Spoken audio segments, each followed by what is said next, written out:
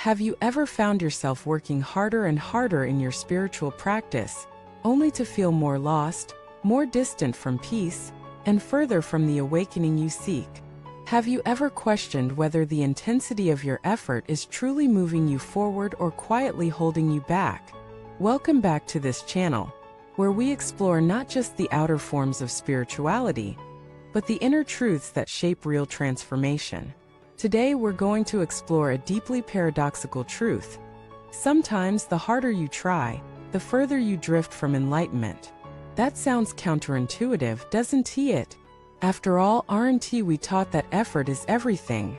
That success, spiritual or otherwise, requires discipline, persistence, and serious work. Yes, effort matters. But effort without wisdom leads to exhaustion. It leads to spiritual burnout. And worse, it can become a sophisticated form of ego, where we mistake the act of striving for the experience of awakening. Let us begin by understanding a simple, overlooked truth. Enlightenment is not a thing to be achieved. It is not a trophy, a badge, or an experience waiting at the end of a long checklist. Enlightenment is your natural state, spacious, luminous, and present, obscured only by clinging, by fear, by identification with the mind. The great teachers have always said this. The Buddha did not become the Buddha by adding something to himself. He awoke by letting go of what was false. He saw through the illusion. So why do we try so hard?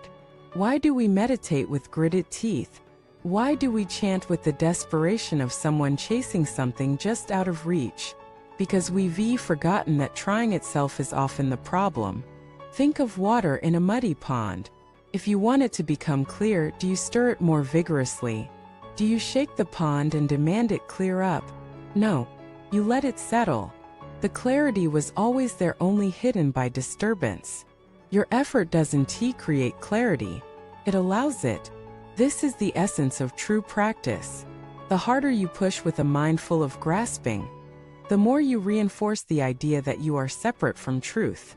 The more you chase awakening like a future goal, the more you affirm that it is not here. And so you run in circles. You chant and sweat and discipline yourself until practice becomes a performance, a pressure, a source of stress. You begin to feel guilty when you don't do enough. You compare yourself to others. You judge your progress by external milestones. And all the while, the present moment, the only place awakening ever happens, is missed. Let me share a story. There was a monk known for his strict discipline. He fasted. He meditated for hours. He slept on stone floors and never allowed himself pleasure. But despite years of effort, he remained deeply unsettled. One day he visited an old teacher. "Master," he said, "I've tried everything. Why am I not free?" The master smiled and handed him a glass of water. "Hold this as tightly as you can," he said. The monk gripped it with all his might. "Now," said the master, "drink." The monk tried, but the water spilled, his hand shook, and he couldn't even lift it. "Now loosen your grip," the master said. The monk relaxed and easily took a sip. "This," said the master, "is your mind. You are gripping your practice too tightly. Release and it will serve you." What a powerful lesson. True practice arises not from force but from clarity, from sincerity, from a deep willingness to let go rather than control. So what does this look like in real life? It looks like sitting in meditation not to gain peace, but to become intimate with whatever is present, even the chaos. It looks like chanting not to escape your pain, but to embrace it with compassion. It looks like remembering that the path is not a race, that you don't have to earn awakening. You only have to stop denying it. Of course, this doesn't mean you abandon discipline. It means you bring wisdom to your discipline. You practice not to reach somewhere else, but to recognize where you already are. Khenpo Soterji once said that the most important quality in practice is not intensity, but relaxation combined with clarity. When your mind is relaxed, it becomes transparent. When it is transparent, insight arises naturally. But when your mind is tense, grasping for results, you may sit for years and get nowhere. So how do we shift this pattern? First, by recognizing the signs. If your practice feels like a chore, a struggle, a burden, it's time to look deeper. If you feel more anxious after meditating, more pressured after chanting, ask yourself, am I practicing to connect or to prove something? Second, bring in the quality of trust. Trust that the Dharma works. Trust that your own mind knows how to awaken. Trust that clarity doesn't come through struggle, but through surrender. Third, simplify. Strip away the extra. You don't need 10 different methods. Find one or two that speak to your heart and go deep, not hard. And most importantly, return to presence.